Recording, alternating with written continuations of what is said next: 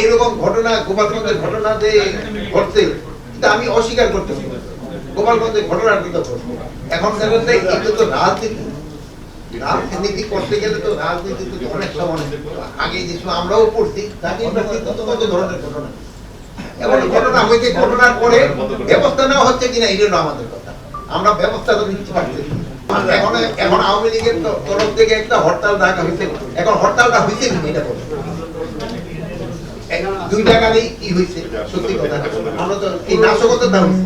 আমরা অনলাইন হরতাল কল করার সময় এই ধরনের নাশকতা আরো বেশি হয়েছে বাট ওর থেকে আমরা অনেকটা কমে আনতে পারছি কিনা এটা আপনারা গণতন্ত্রের আরেকটা সৌন্দর্য হলো সত্যি কথাটা ঘটনাটা বলা মানে মিথ্যা বলে তো আর গণতন্ত্র হবে না সত্যি কথা প্রকাশ করে গণতন্ত্রের সৌন্দর্য কিন্তু এইটা যে আপনি আপনার মত প্রকাশ করবেন সত্যি কথাটা আপনি কাউকে আক্রমণ করবেন না আপনার ভাষাটা শালীন ভাষা হবে যখন অন্যায় বললে সে গ্রেফতার হবে। আমি একটা কথাই বলছি কোন অবস্থায় যেন কি সে দুষ্কৃতিকারী ছাড়া না যেন পায় আর যেন যে অপরাধ করে না যে যেন কোনো অবস্থায় ধরা না